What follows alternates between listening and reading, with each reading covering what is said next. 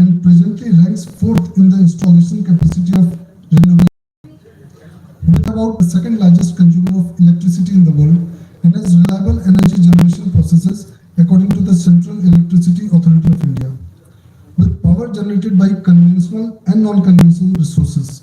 And India also is the fourth largest producer of wind power and fifth in the solar energy.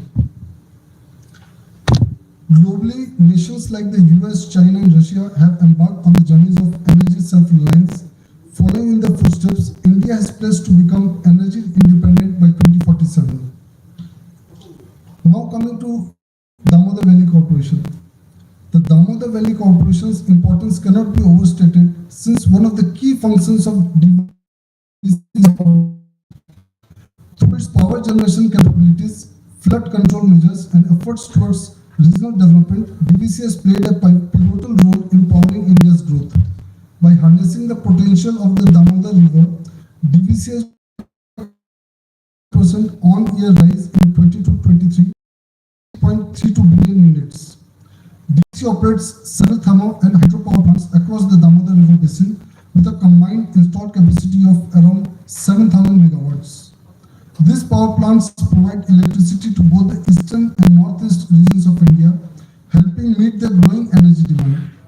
However, industries in West Bengal are constrained by high power tariffs. There should be uniform tariffs in Jharkhand and West Bengal. In the whole development process of the country, aiming to realize the vision of Atmanirbhar Bharat, the role of Damodar Valley Corporation is extremely critical. However, it remains a matter of great satisfaction for all of us that DVC has been continuing as a partner in the country's progress in the energy sector and other sectors of socio-economic relevance for the last 7 decades. The core philosophy of the CSR programs of DVC is the socio-economic development of the inhabitants residing near the projects of DVC, which are mostly affected and which are mostly located in the rural areas. We understand that these various areas of intervention includes skill development, public health, infrastructure, and community development. The implementation of this program is inclusive and based on stakeholders' participation. All CSR projects in the DVC are planned, monitored, and implemented through well-defined guidelines, wherein village development advisory committees consisting of project-affected persons, representatives of Gram Panchayats and district administration function as a team to realize the objectives. As India strives for sustainable development, the DVC will remain a key player in the country's energy sector and regional growth. And it is well established that there is a growing interest in India's green energy space amid a heightened focus on environmental, social, and governance investing. In this space, DVC has already signed 2 vital agreements, which we request Sri S. Suresh Kumar to share with us during his address, and throw some light on how these projects would help West Bengal to be a renewable power generating state. With these few words, now I request my chairman to share the theme of the program today, where he will highlight more about the DVC. Thank you so much.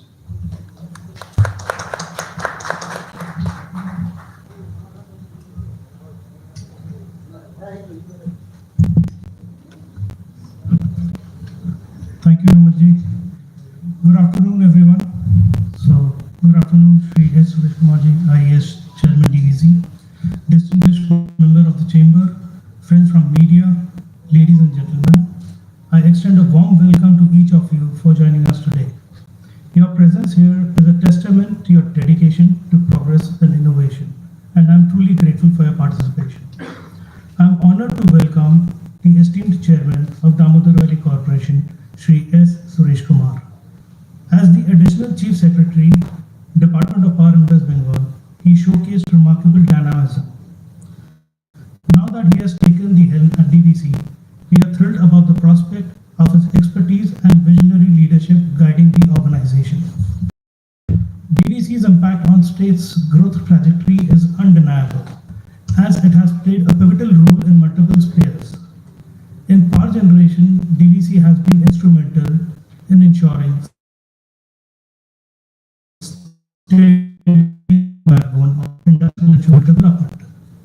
DVC's multifaceted approach development, environmental conservation, and social welfare underscores its significance as a driving force behind the state's progress and prosperity. And now, under the exemplary direction of Shri S. Suresh Kumar, I am confident that DVC will achieve even greater milestones, continually pushing the boundaries of excellence.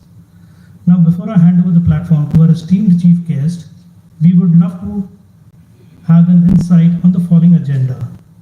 First, uniform tariffs should be implemented across West Bengal and Jharkhand, which our President Mr. Namit also touched upon. Secondly, high level of fuel and power purchase cost adjustment being charged by West Bengal. Third, DVC should not use or refrain from using imported coal, which significantly increases fuel and power purchase price agreement, which is FPPA. And lastly, sir, in the light of evolving energy landscape, what strategies DVC does have in place for revamping power distribution and transmission lines to meet the growing demand and enhance resilience? Sir, your perspective on these matters will deepen our mutual interest in comprehending DVC's innovative strategies. So without further ado, please join me in welcoming Sri S. Suresh Kumar to share his insights and future of DVC.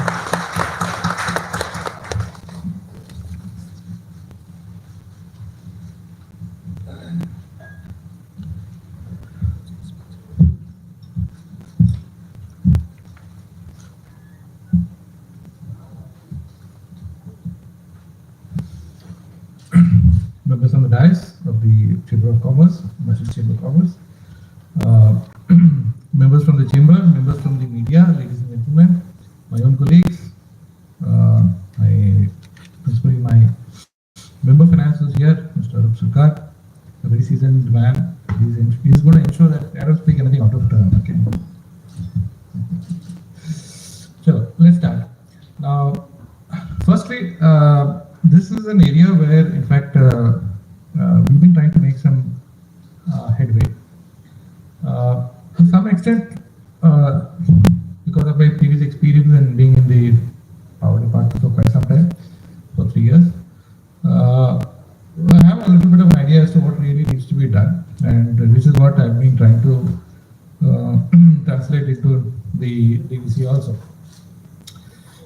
We have made a very how would I say? I mean, we've been standing by the industry to the Damodar Valley for quite some time.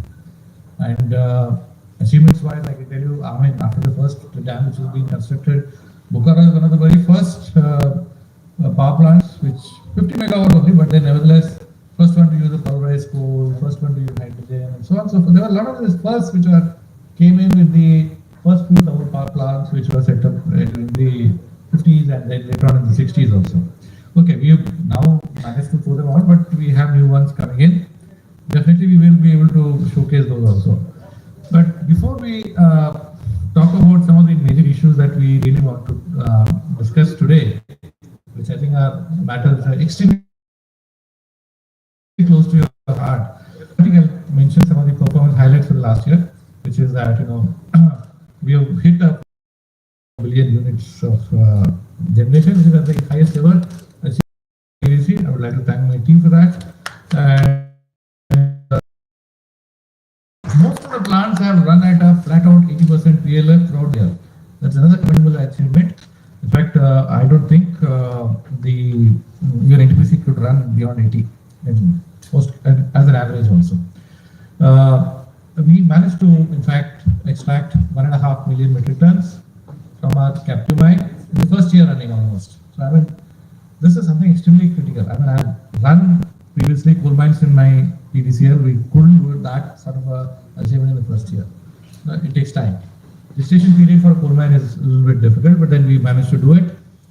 In principle, another important thing is that we managed to install around 6 fuel gas desulfurization units in at least 6 units, of which 3 were inaugurated by the Honorable Prime Minister. The rest were inaugurated by the Home Minister, the Power Minister, and so on and so forth. So this is an extremely critical area for everyone, in that sense that we should have systems to remove sulfur oxides, SOX as we call it, and incidentally we also remove the nitric oxides, NOx also. before the flue gases released. We also had an utilization of really 108% of the ash generated, but we still do have a large amount of legacy ash, which I think is a very good business proposition nowadays. Keep this in mind. I think we'll discuss this also. What are the areas on which probably the scope, there's an abundant scope for generating revenues by members of the Chamber of Commerce over here. We also had seen a very encouraging increase in terms of the billing and the cumulative collection of the DVC. It's increased by 3.12% as well as 9.5% for the cumulative collection. Best plant load factor of the year was awarded to DTPS in the Energy Efficiency Awards of the CEE. Then Energy Efficient Plant of the Year, national level, was also given to DSTPS, that is the Andal plant. Then the Best National Ash Handling Plant of the Year has been awarded to DSTPS also, this is the Andal plant. And the best water efficient at 500 megawatt level has also been given to them. Now, these are some of the salient highlights that I would like to mention. Okay, before we go to the pain points, I would say that DVC has a number of opportunities available. In fact, we're going into a very rapid expansion plan, and capital is also available. We have started generating our own profits also.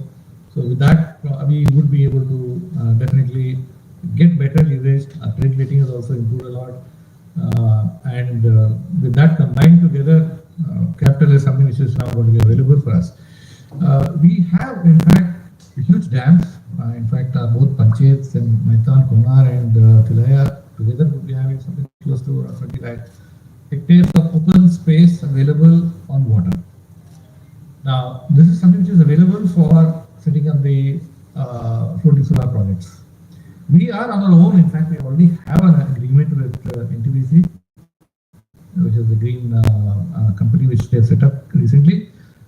We are doing around 310 megawatts. There is scope for a further 1700 megawatt available with us. We hope to start doing it. If we can't do all of it, I don't mind doing it with as a joint venture. Okay, so people who are interested definitely should take a call on that. That is one area. Second area which I think we would be definitely going for is the ground-mounted solar, and we have extensive lands available for which soil conservation work was done and so on. So putting a line which definitely would be, if not used for solar at least, would be again eroded or degraded in future. So this also is a fairly substantial area which is available, around 2,500 acres of land is available on the ground. So here also there is a huge scope for setting up ground-mounted solar. So these are available principally in Jharkhand, a little bit available in Panchayat, that is in Purnia side. We hope to, in fact, leverage this also for doing it. The advantage of doing a ground-mounted solar project is that you can commission a plant within 18 months.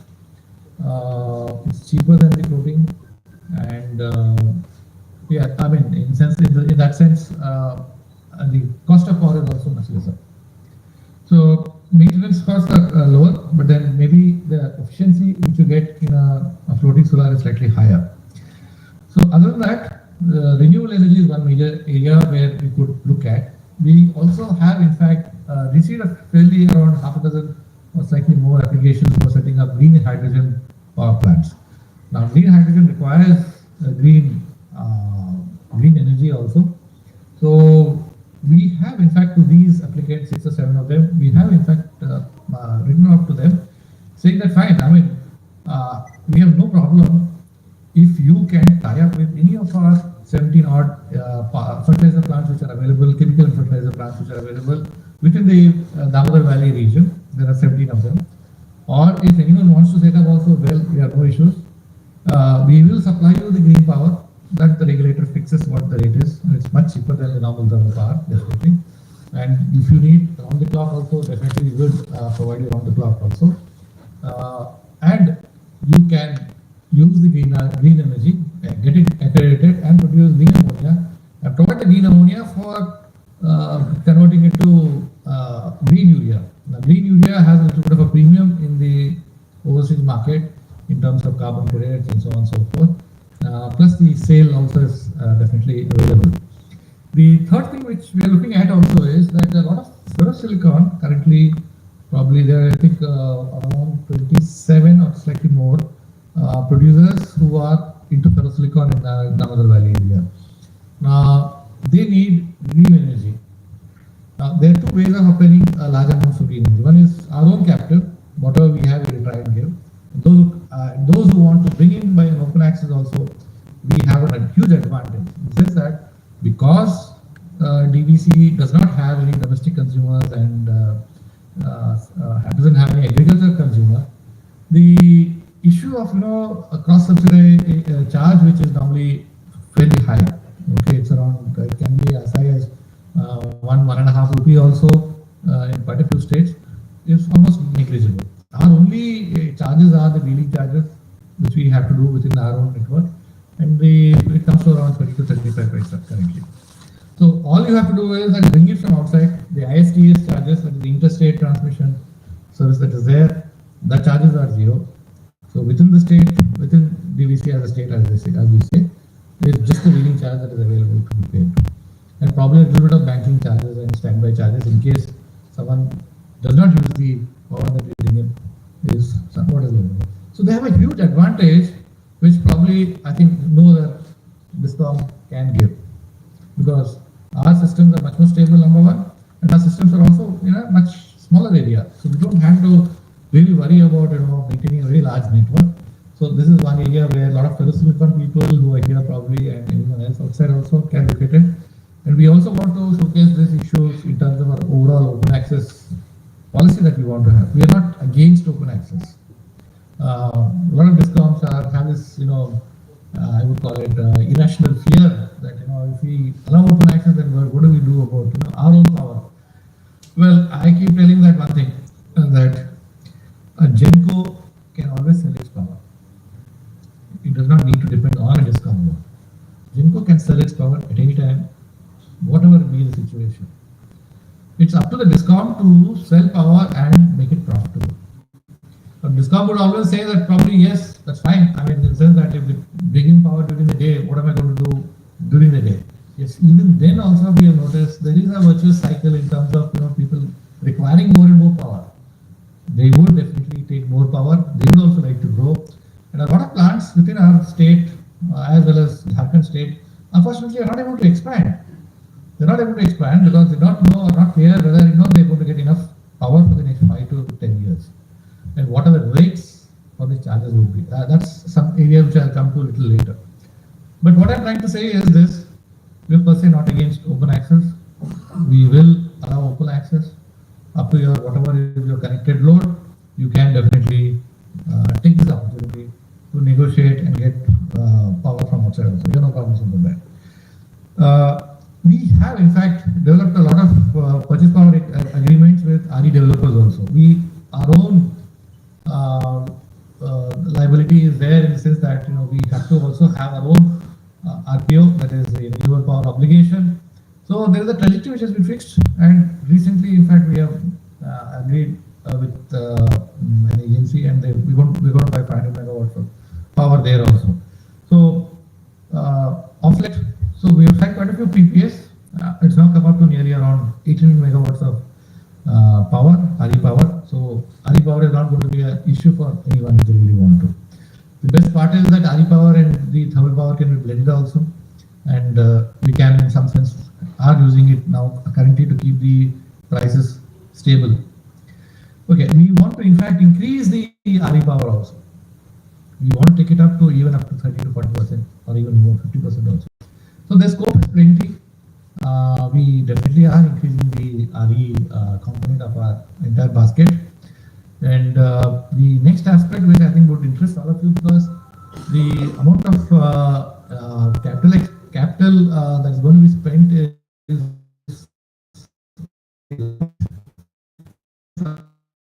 expansion, which alone would see something like being spent. That's going to come in the next 4 years.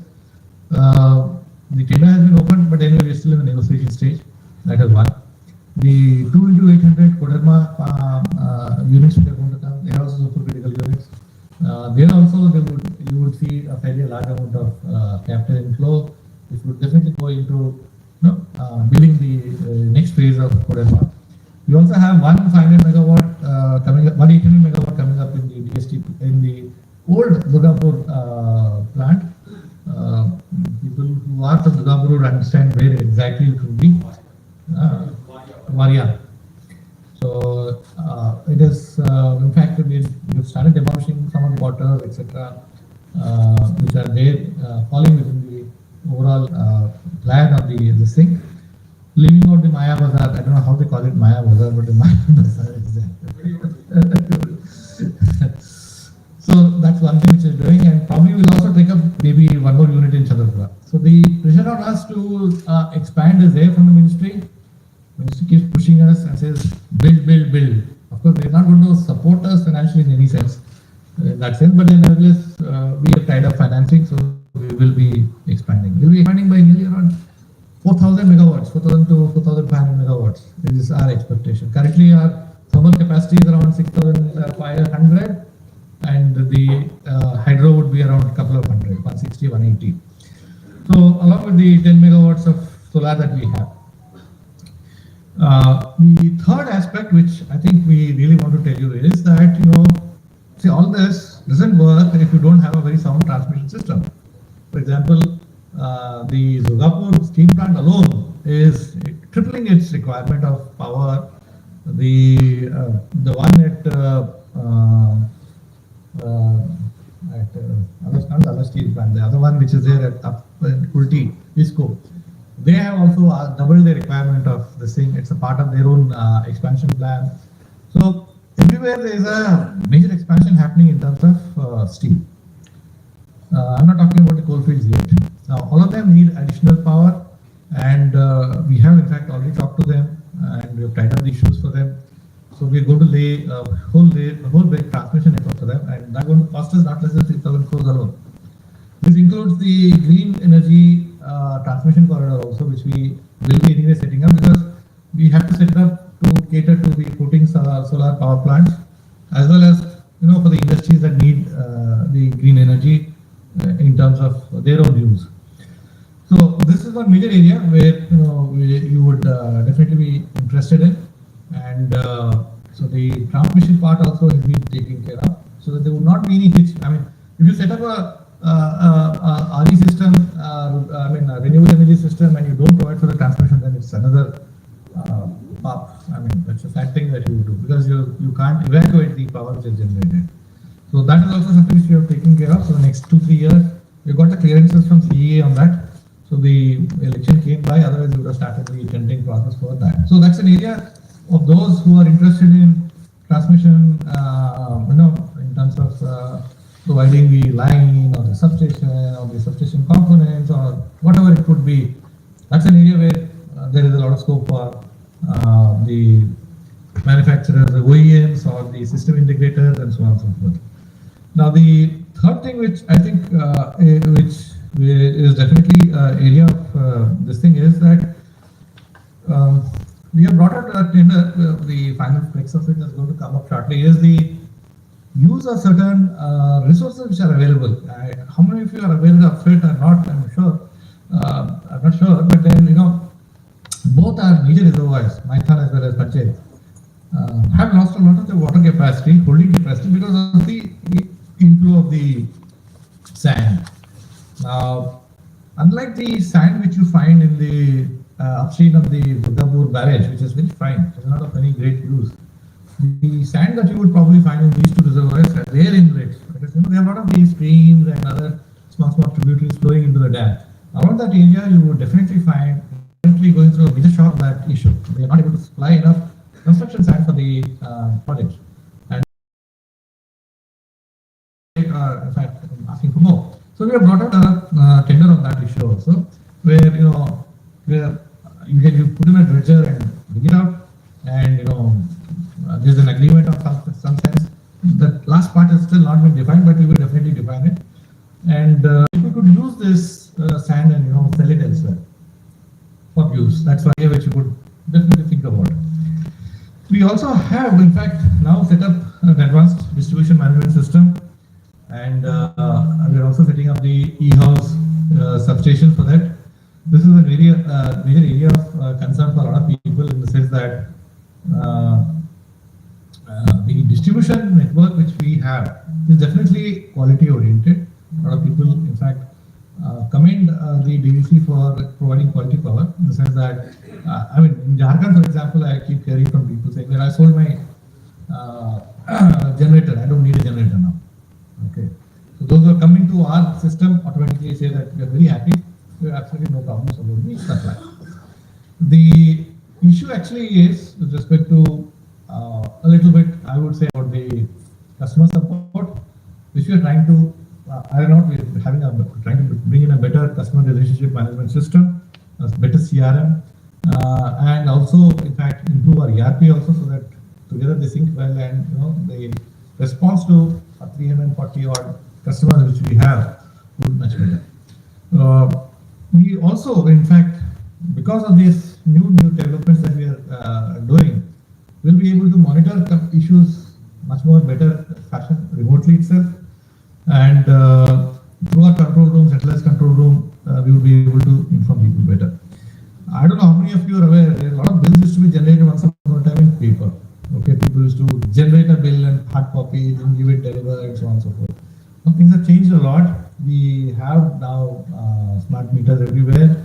We also want to bring in smart meters to the water consumption also, so that there's no issue about someone trying to read a meter. You don't need to send a person to read a meter. He makes a bill, and then it goes through this whole process of charging someone and so on. So everyone gets to know what is the status in terms of their own consumption immediately at any point of time. But it's all, you can monitor it every 15 minutes if you want to, or whatever it may be. So consumption wise, it's not going to be definitely an issue at all. The DVC, like the capital energy supply, in fact, is an integrated utility. So once upon a time, integration was a much commended aspect, like forward linkages, backward linkages, etc., all worked up, and the one company has everything starting from finish has been built into it. Maybe that was the system which was thought of once upon a time to be a good plan, but then later on it fell out of fashion, or it fell out of this thing, because people wanted to know where exactly inefficiencies are built into every layer. Okay, so when we have a generation or a transmission and a distribution, as well as the coal mining system, these four components together in a power distribution process, power generation process, and a distribution process, the entire chain which is there is all tightly integrated. Right? People move effortlessly from one place to the other and come back. Our accounts are all consolidated. So now, the same thing you would see in the CESC. Okay, now a lot of people have a grouse about CEC. I will not talk about it because it's outside the scope. But issue actually is that we are now, because of these issues of where exactly the inefficiency lies, what is the costing coming to at each level, because that is what is the whole beauty of the business. Where is the cost coming, and how is it being transmitted down or up in the entire value chain is something that we are trying to look at. So the process of accounting, etc., is undergoing a change. Probably maybe it will take another 6 months or so when things will be much more streamlined. Everyone knows where exactly the inefficiencies are and how we can streamline those inefficiencies. The unfortunate thing is that the DVC valley area spans two states, partly the Jharkhand, partly the West Bengal part. Now, unfortunately, at one point of time, because of this quirk of nature or geopolitics or whatever you call it, an order was issued from the Ministry of Power saying that you need to approach the concerned regulator within the particular area as to how to go about, understanding the overall ARR and the APRs and the flow of petitions, etc. So the regulatory filing for distribution part has to be done with the concerned regulator Jharkhand SERC or West Bengal ERC. Unfortunately, here, because of the integrated nature of the utility, that is DVC, the conception has not been very clear among both the regulators, how to deal with it. So they have passed very conflicting and orders and and created a huge problem for us also. So not only for us, in fact, it's caused a problem for the consumers also. So you have a situation where the consumers in Jharkhand are paying less than the consumers of West Bengal. Now, when I was the power secretary and I had attended one award function of the DVC for the some of the consumers who were consuming from DVC in terms of various parameters. So they had complained about this then also. The complaint remains even there till today. But one thing which I am trying to do is somehow or other bring all of these matters under one commission. Okay, so that process is going on in the ministry. So we'll have to take a consent of both the states. That is a part of our mandate under the DVC Act 48. We'll take the approval. So whatever it is going to be, we'll get one order for the entire DVC area. That is what we intend to do. This is one thing which is required. Until unless that is done, we will never ever have a uniform tariff happening in the DVC area at all. So this hodgepodge of different conflicting orders and ideas and appreciation as to how things need to be handled will end hopefully maybe shortly. That's what I can say. How shortly? Well, I don't know, but we're trying our best to do it as fast as possible. Regarding the higher level of fuel and power purchase cost adjustment being charged by West Bengal in West Bengal, now again, see there's a major problem in terms of understanding by Jharkhand people. So it appears that West Bengal is charging more than Jharkhand. It's not true. Again, so when we file, our regulatory filing is available.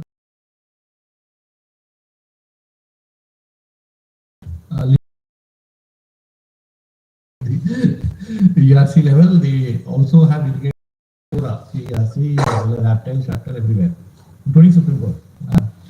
So they are very clear where exactly the problem is. Now, for some reason, if Jharkhand people have managed to get a better leeway, we have not kept quiet on that. We have also contested the same in the Supreme Court. So that's going on. It's an ongoing process.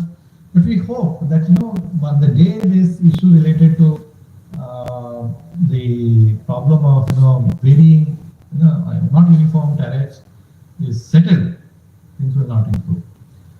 Okay, you might ask me, how is it that WACDCL is probably, I think, giving a tariff of 2.7 or 2.8, I think, for the valley consumers. They have their own consumers over there within the valley.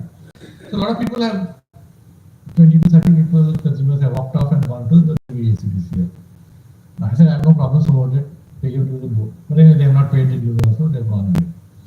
Now, per se, they have gone because, suddenly CDCL decided that, okay, they should reduce the tariff so that they can attract some consumers away from DVC. Fine. We have no issues about that.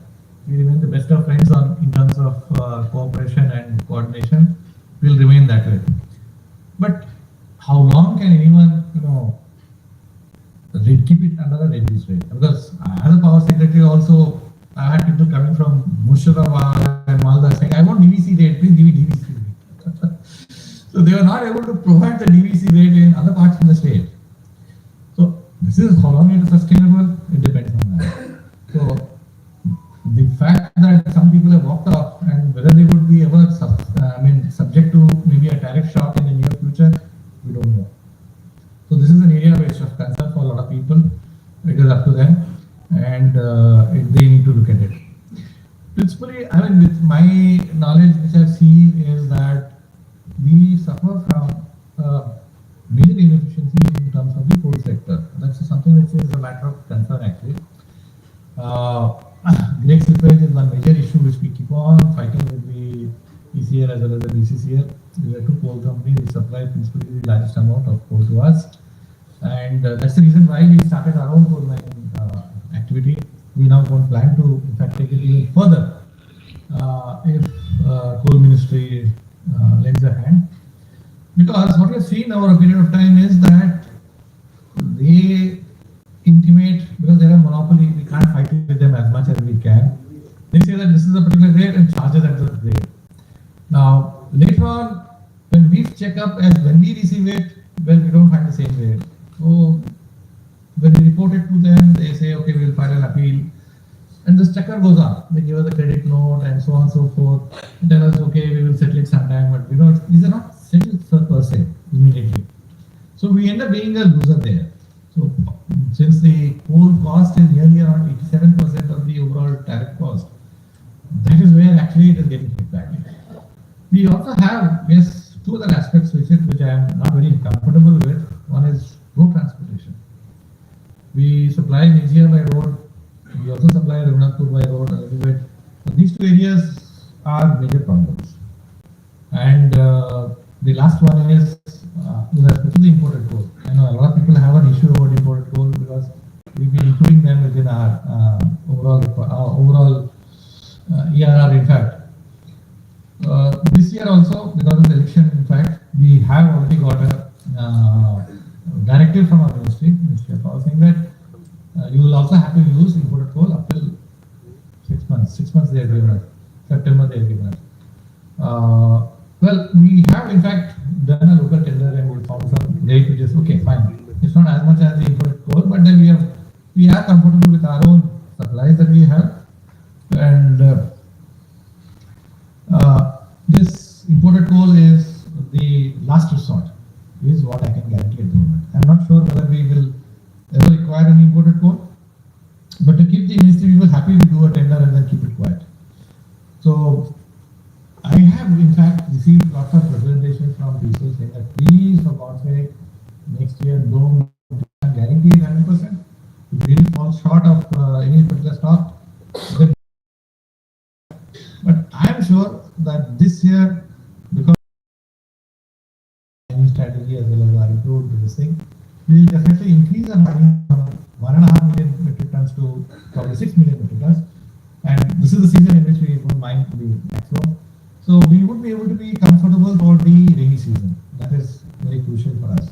Because that's the time when the coal stocks go down, and that's when we have to, in fact, resort to importing. We hope that we won't have to resort to importing this year. And my team definitely has promised me that they would stand by me on this particular score. So we hope that we should not be able to import. Certain other small issues are there. I definitely, in fact, on the 5th, we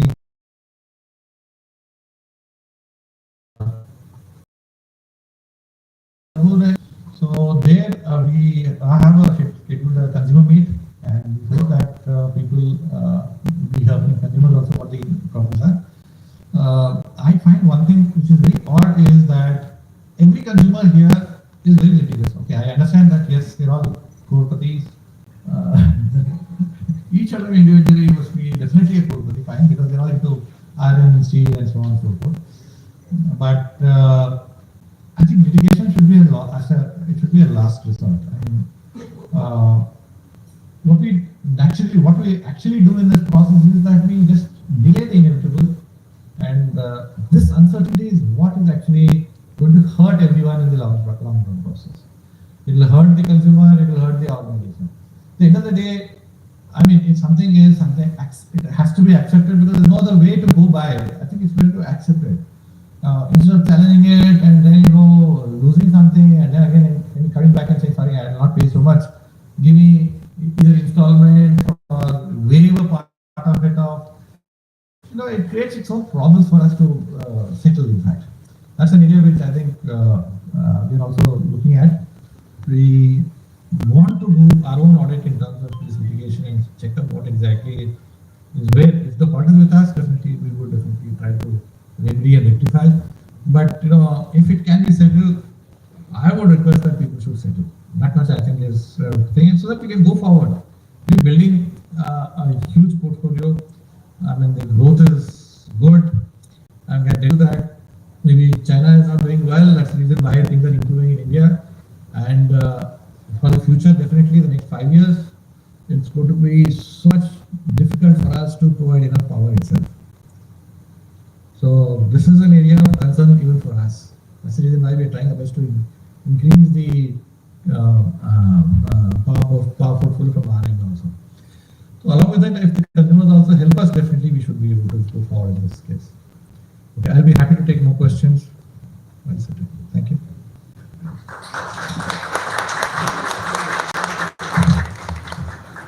Thank you so much. Ladies and gentlemen, we will now have an open house session. If you have any questions or comments, kindly raise your hand. May I request Shri Devendra Goyal, Chairman, Council of Industry, Power, Renewable Energy, MCCI, to kindly moderate this session, please.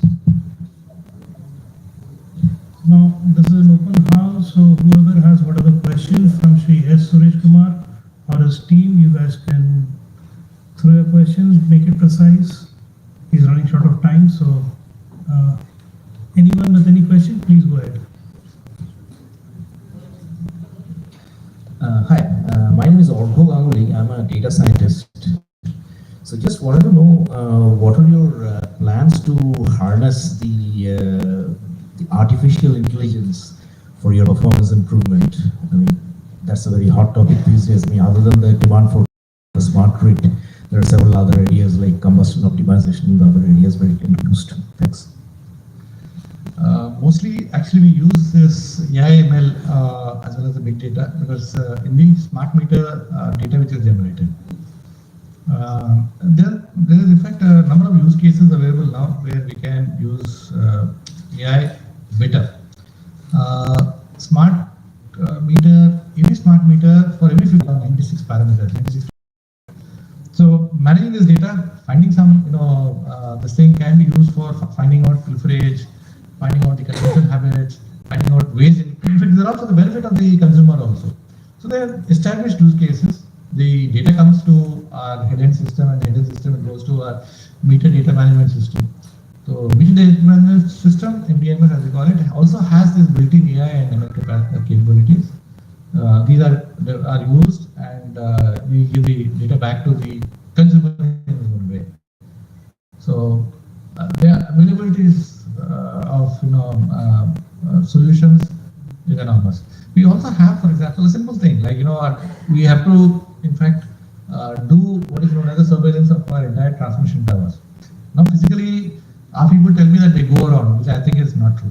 Okay, so we have around a network of around 8,000 kilometers. Physically, it is not possible for anyone to go and see each and every tower, the condition of the tower, and so on and so forth.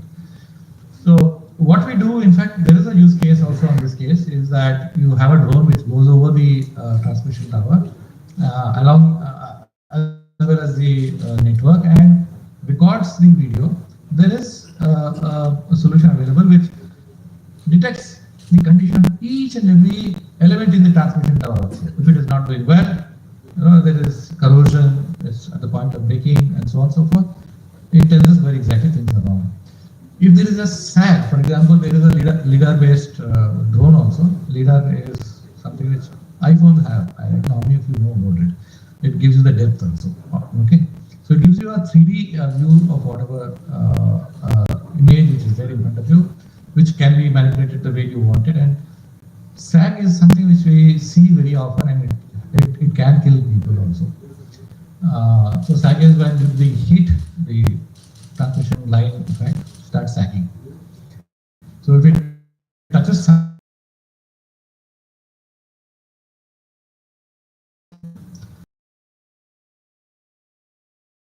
generation, every IoT which IoT is Internet of Things. Okay, a device generates power, generates data.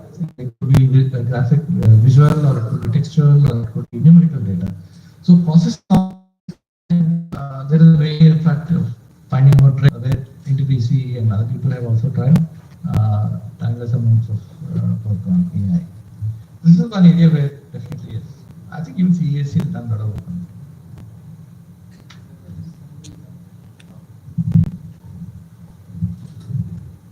Good evening, sir. This is Amit. Sir, my question is, you told you are coming up with a lot of transmission lines and distribution sector, this thing. So can you give us some light on it? How much circuit kilometers you are going to cover? And actually, per se, it's not a question of line alone. every substation 132 or 220, you need to create additional capacity in terms of adding bays. Okay, that is a substantial investment that we also do.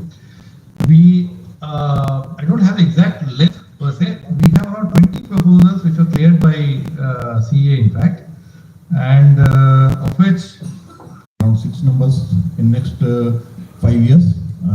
What plan we have right now, it will keep, adding up based on the requirement of the consumers. at least 2 new 220 substations are going to come up. Yes, sir.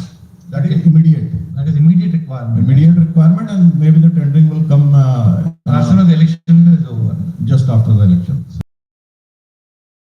Old conventional conductor with the new conventional conductor.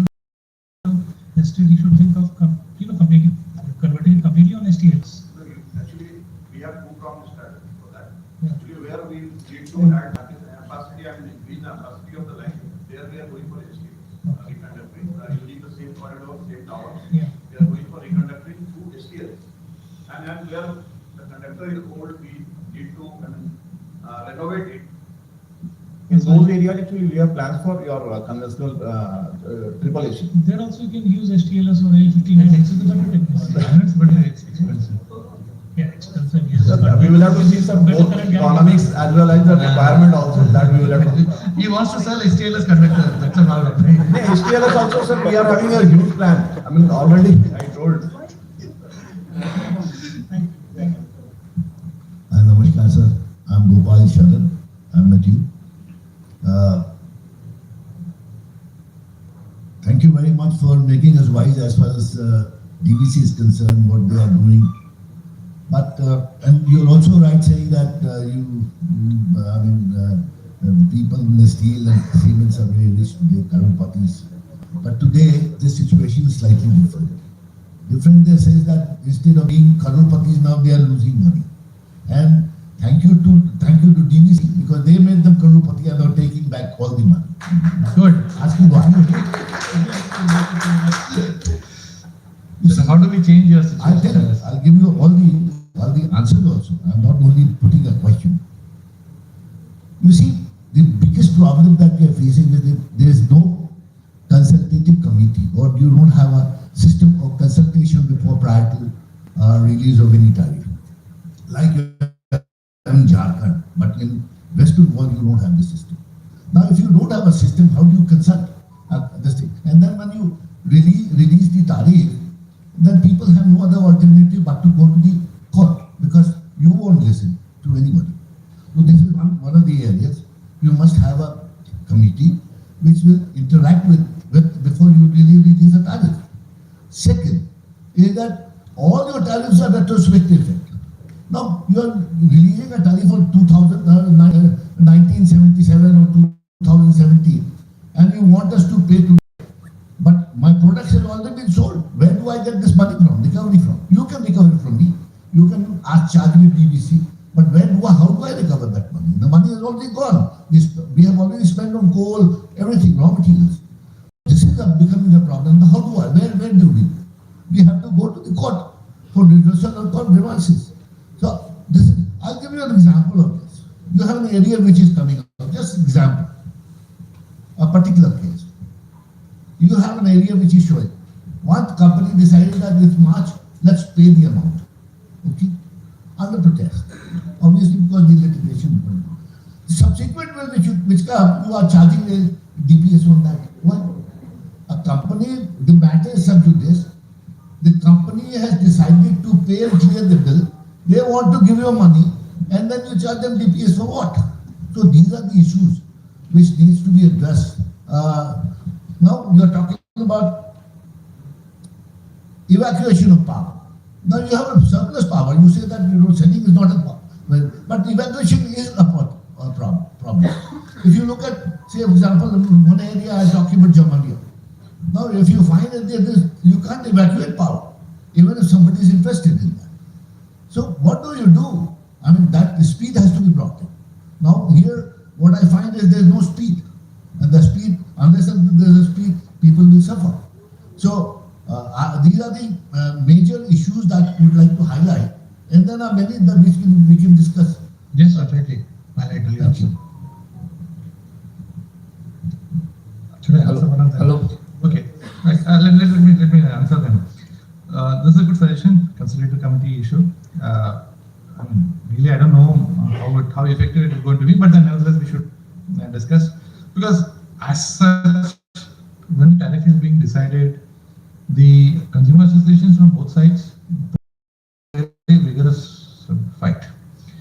Achha, now one reason why this translates into a much delayed tariff is because of various other reasons.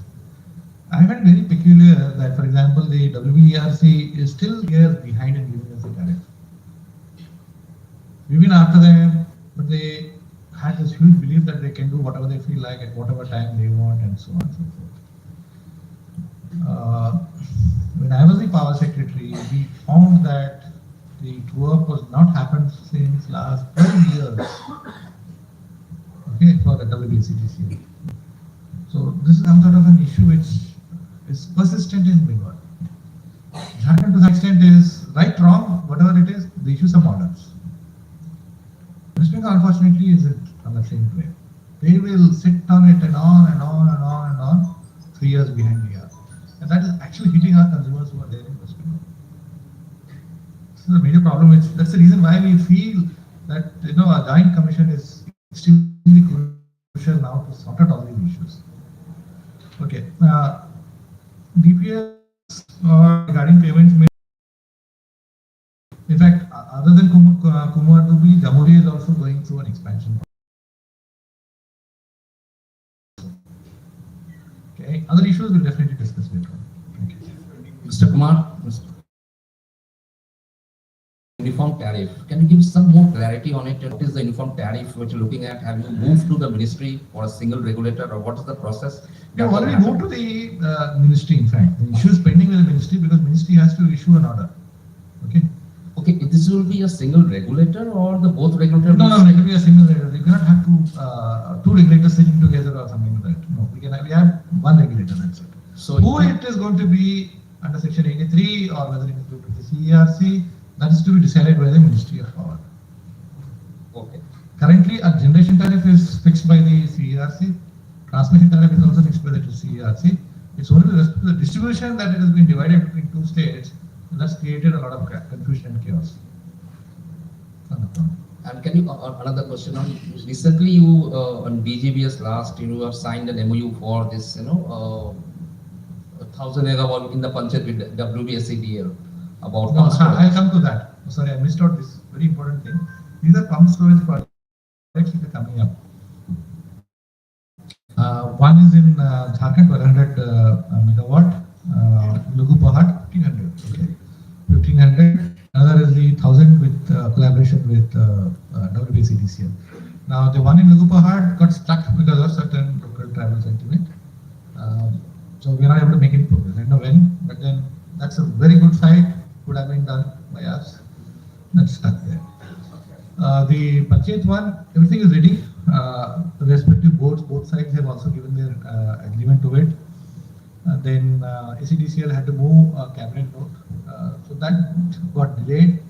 Now the election got declared. So the last cabinet meeting happened a day before the declaration. That also unfortunately didn't carry the proposal through.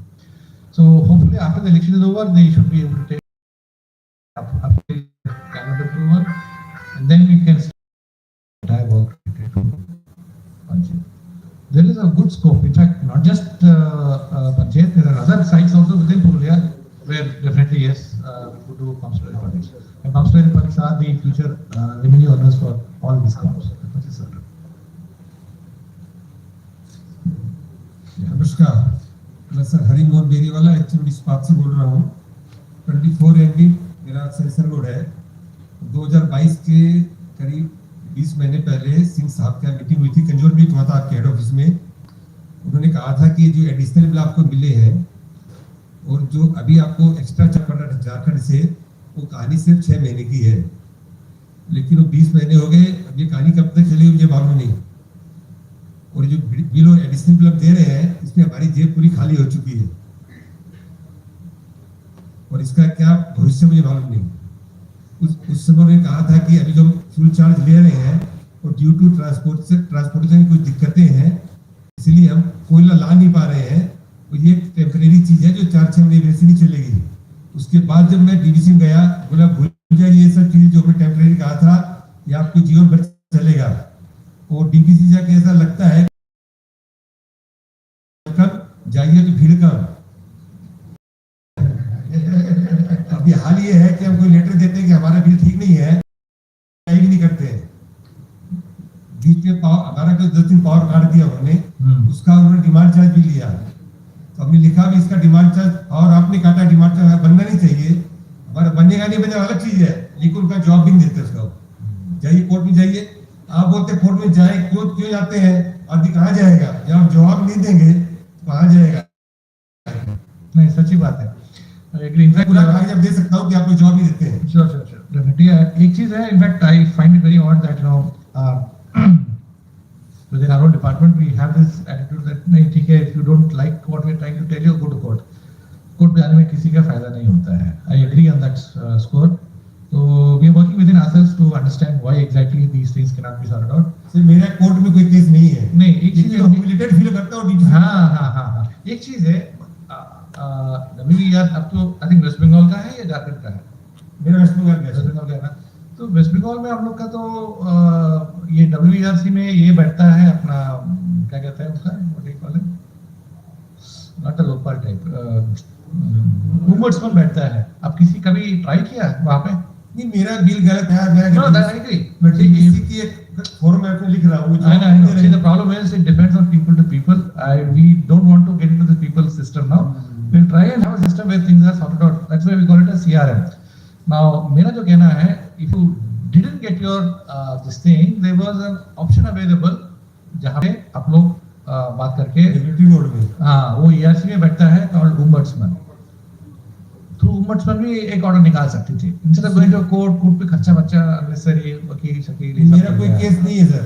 फिर अभी अगर केजरीवाल भाई लोग नहीं, but आपने जब disconnect किया उन लोग, उसने डिस्कनेक्ट हुआ था 10 दिन के लिए, उसका डिमांड चार्ज भी लिया उन्होंने। मैंने कहा डिमांड चार्ज क्यों लिया? या तो जवाब देते हमारा बनता है, या उन्होंने कोई जवाब तक नहीं दिया 2 बार चिट्ठी देने के बाद। नहीं, हम लोग का तो we have to change our attitude and पर बहुत ह्यूमिलेटेड फील होता है डीवीसी जाने के बाद।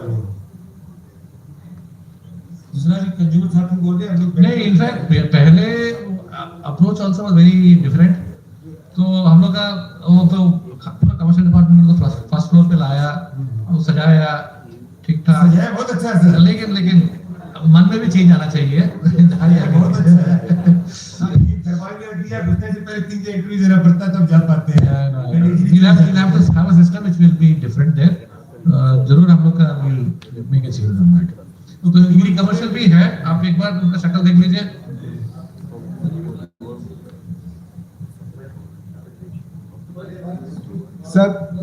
Sir, myself is from. एक सेकंड।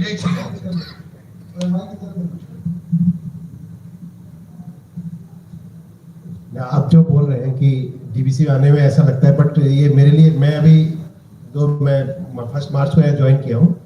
इसके पहले मैं डिस्ट्रीब्यूशन में था, और मैं जब डिस्ट्रीब्यूशन में था मेरा एक ही मैंने स्टार्ट किया था कि मैं तो ये भी बोल रहा था कि कंज्यूमर हमसे मिलने आए, हाय हम लोग करने आए, पर काम के लिए कभी ना आए, वो हमसे फोन में बात करें, उस पर सॉल्व होना चाहिए। और हमारे यहाँ कुछ कॉमन पॉइंट्स हम लोगों ने स्टार्ट किए कि भाई इशू हो सकता है, आपका इशू क्या, आप मेरे से एक बार आइए, मैं मिलूंगा। और यहाँ पर कई लोग मुझसे मिले हैं। मेरा जो यदि ऐसा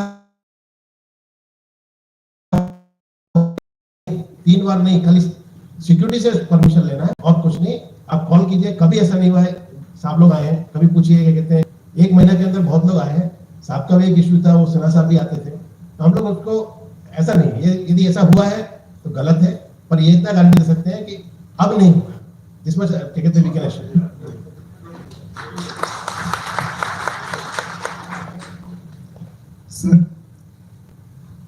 Sir, should I say something, sir? Please, sir. Myself is from Alameri Gas and Industries Limited. Actually, sir, I have 2 questions, sir. One is in West Bengal, especially Howrah, Bakura area, we have some multi-licensee area where the tariff for WBSC DCL, they have provided a competitive tariff. and some of the industrialists actually availing those tariffs. But as it is the multi-licensing area, we have the scope to get power from DVC also. But the tariff difference, I have seen it, there is not less than, I think, 35 to 40 paise difference. So, sir, it is my request, do you have, sir, any plan to have some competitive tariff within those multi-license areas? I know Elmari has a plant in the highway NH6. I've seen that plant. Actually, the problem is that though our 220 line goes via Howrah, in fact. Especially, sir, Howrah and Bankura. I know. Our problem is that we have to work within our DVC valley area only. The valley area, command area has been specified. If I need to work outside my valley area, I would have to ask the permission of the state government. Now, state government is pretty less about their, so they will definitely, of course we can ask, I have no intention of this thing not to ask. It will be better, sir. No, not in Howrah, in fact, even in Kharagpur also, people are driving me nuts. Yes. Saying that please give the power, I don't want to go to ACDC to take the power because the quality of the power is very good. You have absolutely no faults. And because most of your industry, for example, even if there is a 30 millisecond fault also. Sir, we have good number of industrialists who are waiting for this. The whole thing would again, you will have to restart your entire process. So that is something which I know is an issue, existential issue problem for you. We'll try to take it up. This is number one, sir. Number two, sir, a request. Actually, sir, a tender will be issued very shortly regarding the supply of hydrogen gas. And we are actually the sole producer of that hydrogen gas in West Bengal. So it is my request, if you kindly see the open tender basis, to get a scope from our end to apply for that. In the month of August, probably it will be. Maybe we will see that. Kindly see it, sir. It is my request. So last question, since sir is short on time, so I think last one. Any last question? I think we're done here, so let's close it. Actually, we want to supply hydrogen gas to your plant. Then our plants already have a self-generation. Self-generating units are there already. Some portions. Maybe. Thank you. May I now request Shri Deepak Kumar Agarwal, Member of Managing Committee, MCCI, to kindly propose the vote of